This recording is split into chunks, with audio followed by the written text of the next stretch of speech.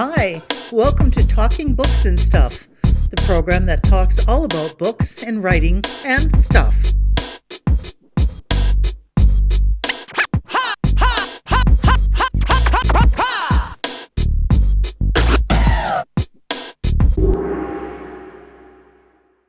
Here's your host, Dennis Rimmer. And welcome back. Yes, another edition of Talking Books and Writing and Stuff. Today we're reaching out to Victoria, BC. With us is Nick Bantok. You probably know the name from the Griffin and Sabine stories that were big sellers then and now. But we have a couple of new ones to talk about with Nick today. We have the corset and the jellyfish, and also I understand there's something called the river. So we'll get to that in a moment. But first of all, Nick, thanks for taking some time away from your drawing board to be with us here today on Talking Books. You're very, very welcome. So the corset and the jellyfish, it's a conundrum of drabbles. Conundrum apparently is a confusing and difficult problem in question, and a drabble is short work of 100 words or less. No, not or less, in length. Exactly 100 words, right? So Exactly 100 words, not 99, not 101. And that's what makes it kind of tricky to do. Exactly. So the book itself, The Corset and the Jellyfish, A Conundrum of Drabble, what came first? The pictures of the book, because it's also illustrated.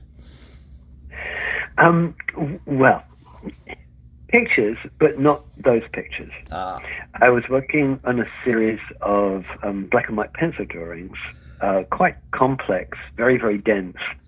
And they would take me sort of 40, 50 hours at least. But whilst I was drawing, stories would emerge. So in a way, a lot of the stories in the book, not all of them, because I've been working on these 100-word stories for probably about 10 or 12 years. But as I was working on these drawings, narratives would start to emerge. And so I would just jot them down. And then when I came to the end of the drawing, I'd start to move them around and tighten them up. And that's when I first came on the idea that you could actually tell a story, a complete story, beginning, middle, and end, in a very short space if you were really exact with your words. And so that's how the drabble notion was born to me. And the book is The Corset and the Jellyfish, which I have in my hand right now. Like I said, a conundrum of drabbles, but how would you describe this book to no one, to people who have never seen it before or even heard of it? Well, imagine you were being told 100 different bedtime stories, maybe in a kind of Arabian Nights way.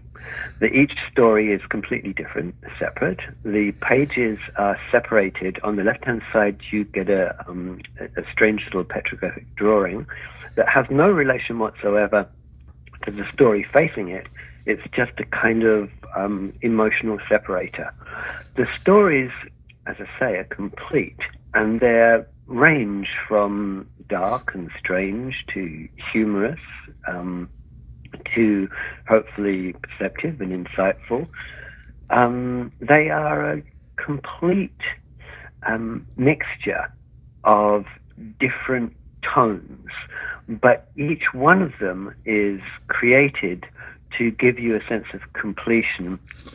So that imagine you were to, you were just about to put the lights out, and you listened to a little story.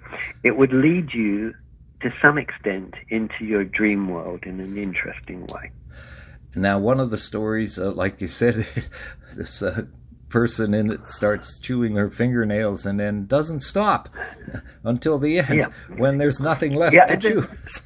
That kind of harps back to the sort of the tradition of strange German fairy tales. It's told in a much more modern way, but there's, as you say, there's a mother talking to her daughter through the room, and the daughter is inclined to chew on her fingernails, but she, as you say, keeps on going, and that's the end of her.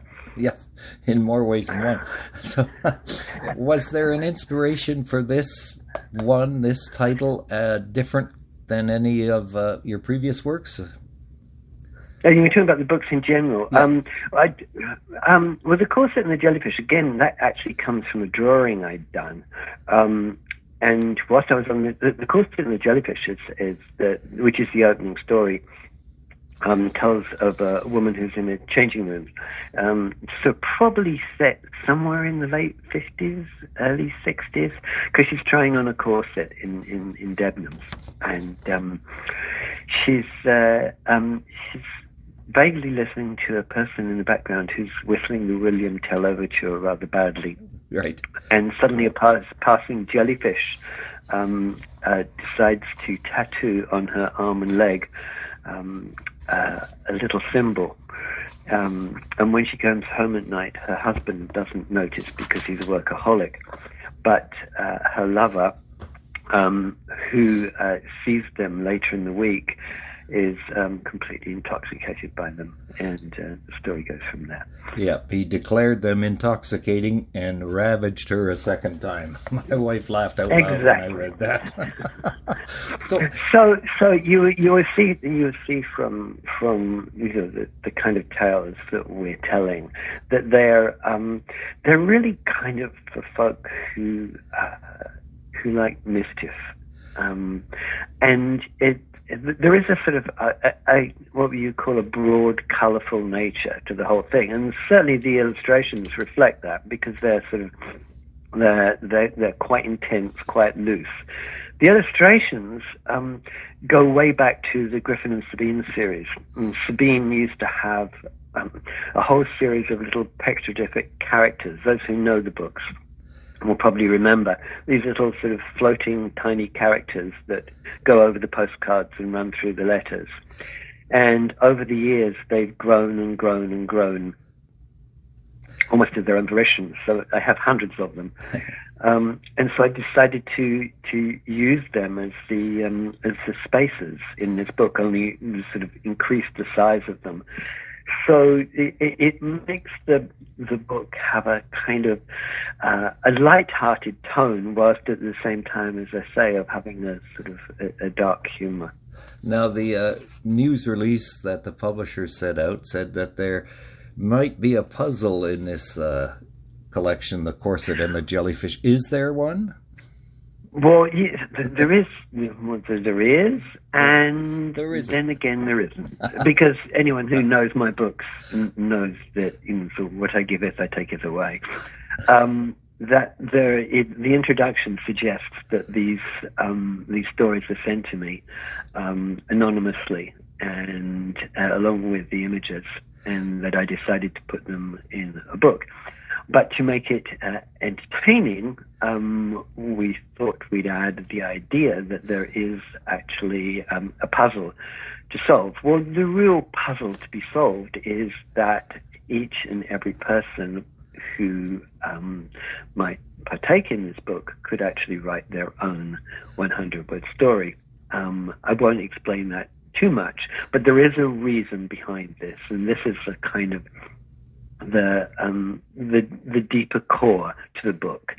For many years now, I've found myself, and I know a lot of other people are, frustrated by texts and emails they get that are confusing and inexact, and we're watching our language shrink and distort rather than expand and be more exact. And I kind of wanted to push back the other way. So the reason for working on Drabbles and sort of encouraging to other people to write them is that it's a really, really good tool for exercising one's expression of that which you wish to get across, and doing it in a way that is interesting and listenable to. I mean, how many times have you heard someone telling some kind of story or relating something, and the sentence is constantly broken up with the word like or or they repeat themselves, or they kind of lose track of where they're going and sidebar into something else. Yeah. And the art of actually saying something in a precise way that is interesting is actually, in many ways, getting lost. So this is my way of pushing back and saying, we're not going to return to I'm no Luddite, but I would really love it if people actually thought more about everything and then expressed it more meaningfully. Well, it did. When I was reading this, I went, oh, like you said, it gave me an inspiration, because back in the old days, one of my career jobs when I worked in Victoria especially, was, like I said earlier, writing radio ads, and you have to be precise. It's like you have information that you have to put into 30 seconds, which could be 80 words maybe at the most. And right. With sound effects, maybe a 60-second commercial, you could have 120 words. But you got to get the message across to encourage people to go buy stuff, because that's what it's all about in this world. And I said to myself, wow, maybe I could do something like this, write the history of my life in 100-word stories, which is sort of up my alley, So I hope lots of other people read The Corset and the Jellyfish and get the same idea. You don't have to write 10,000 pages to get the idea across, when, one page will do. Or not one page. Exactly. Yeah. And some of us by nature are marathon runners. Those are the people that can write, the sort of the 800-page novel. Yeah. But I'm a sprinter. I've always been a sprinter, quite literally and metaphorically, not to mention metaphysically. So this for me is a perfect way of being able to move around from one idea to another and keep rehoning it until I've got it to a point where I feel, I've been through the thesaurus. I've got the exact words that I want. I've had to cut out all of the dead material, and what I've got left with is something that is hopefully entertaining and curious making. And it is, and that's right. When you write something that has to be 100 words exactly, no more, no less, then you got to get rid of all the dead wood. You got to make each word count, even more so than in a, like we said, an 800-page novel where you can and I think it would be really useful. I think it'd be really useful for schools and universities too, as a means of teaching people that they can actually get their ideas across.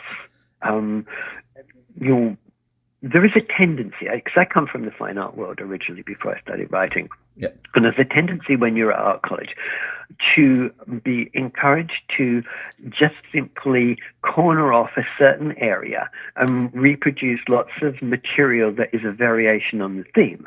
And the reason for that is because of the art world as a marketplace. And so the dealers and the galleries and the museums, they want to be able to pinpoint people down to something that is narrow and brandable and saleable.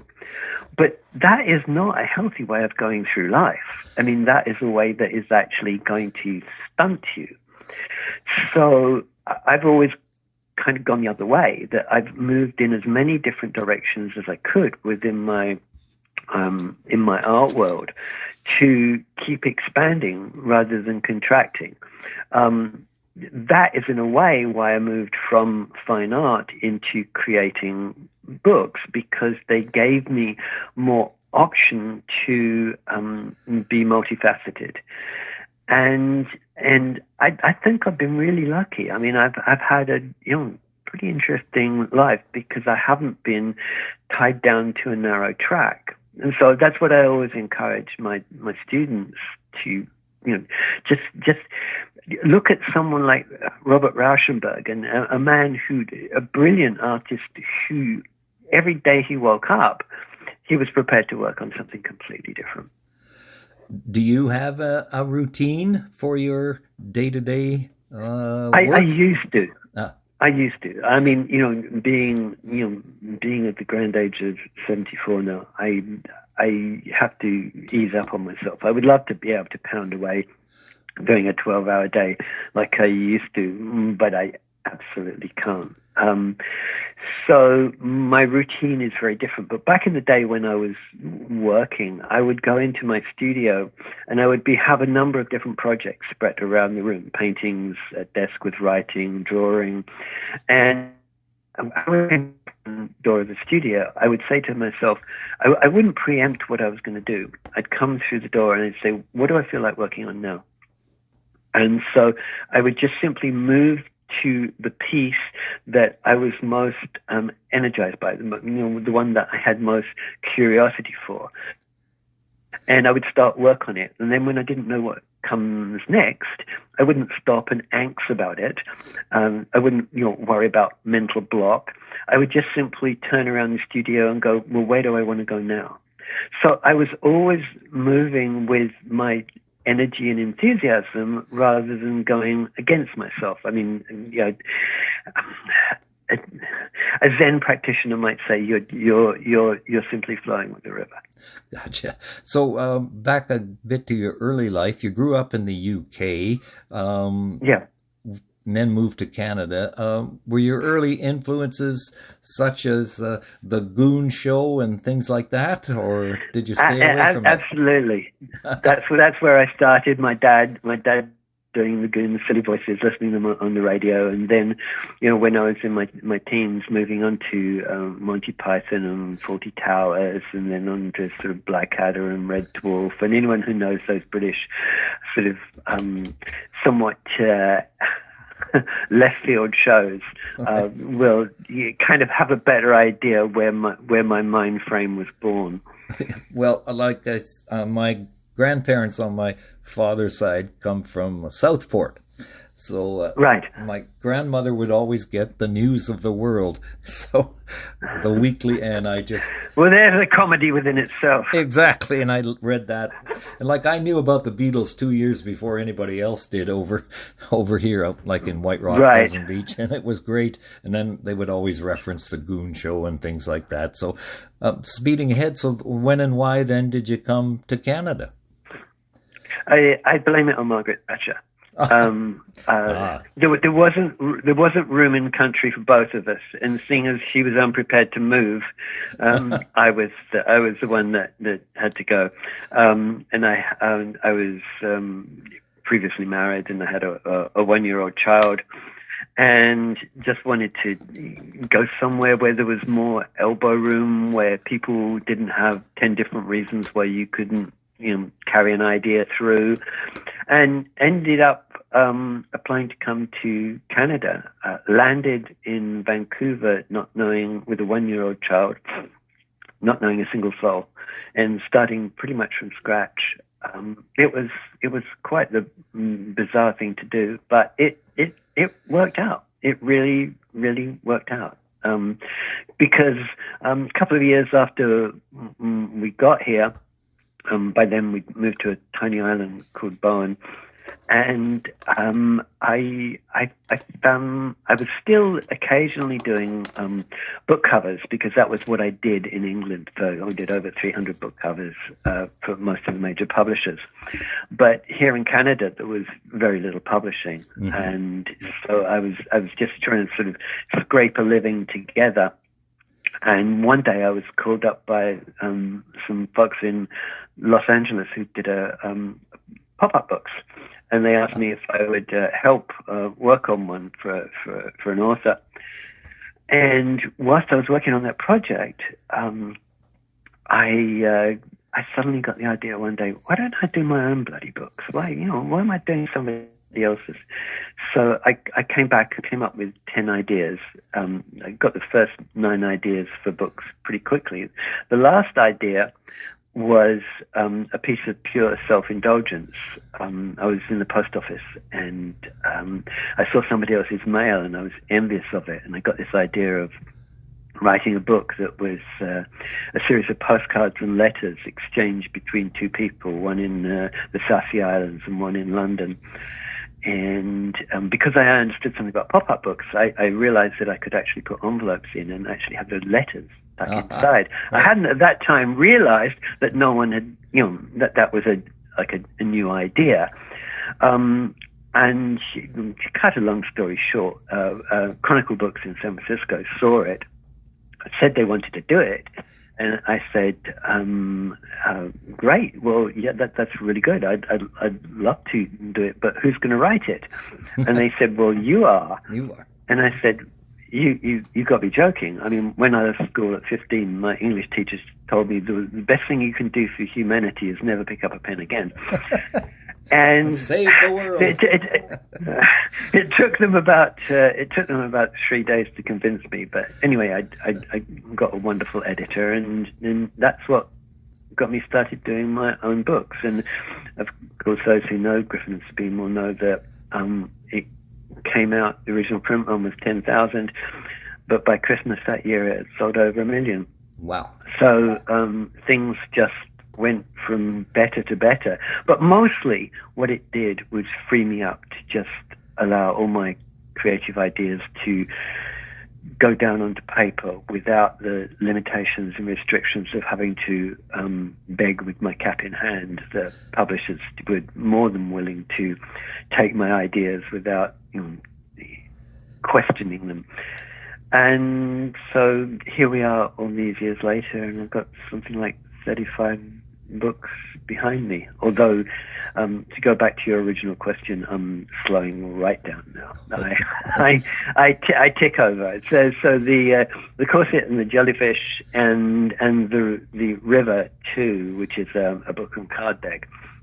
That probably between them, that's represented the sort of the last 5 years' work. Wow. So that's The Rivers, a book of card decks or a deck of cards, and The Corset and the Jellyfish, both by Nick Bantok. Yep. And a couple more questions before we wrap it up. Can I just tell you a tiny bit about the river? Oh, please, I forgot. Yes, it was down at the bottom of my page. Yes, tell me about the river. Sorry. So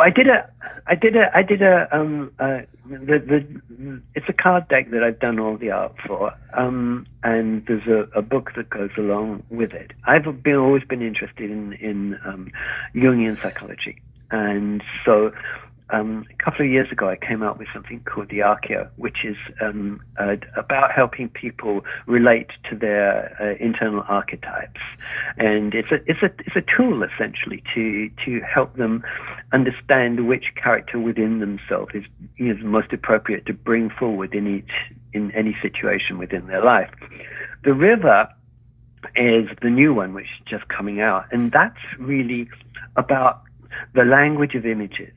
How we've grown up, particularly men, but all people have grown up with the word as being a kind of dominant force in our life, which has pushed us onto one side of our brain. But there is another side, a less patriarchal side, and that's the side of our dream life, of our inner world, of our personal mythology, and also in many ways the basis of our intuitive thinking. And so the River is a very rich deck of cards that is based on what I consider the most strongest and most poignant pieces of artwork that I've created over the last 50 years or so. Ones that have sort of resonance and hopefully sort of poetic depth. And the idea is that you use these cards as a tool to help you learn to think directly with images. So that instead of every time you see an image, you translate it into language in order to articulate it, you stay with the images. And the images tend to move faster as they do in your dream world. And so you can actually solve many of your problems without breaking them down because of this flow of image intuitive thought. So I don't want to get more complicated than that, but it's a doorway in to your internal landscape. We'll look for that as well. The River, it's put out by Nick Bantok. The Corset and the Jellyfish, also by Nick Bantok, plus hundreds of others that are out there. One more question before we wrap it up. I was looking at an interview you did on, I think in Seattle area for the Pacific Northwest Authors Association. You had a tip was don't try too hard. What do you mean by that? Well, it goes back to what I was saying about the way I would work in my studio, is that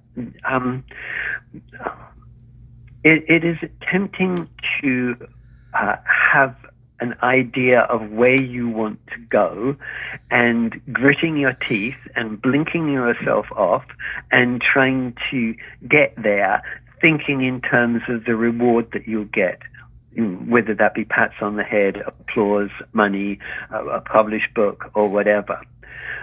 By not trying too hard, I mean, to expand your knowledge in every single way you can, to be as open-minded and skeptical in the true sense of the word as you possibly can, not to become obsessively stuck and narrow, but to live your life to the full, but commit yourself to your art form, whatever it is, and art forms can come in many, many different ways.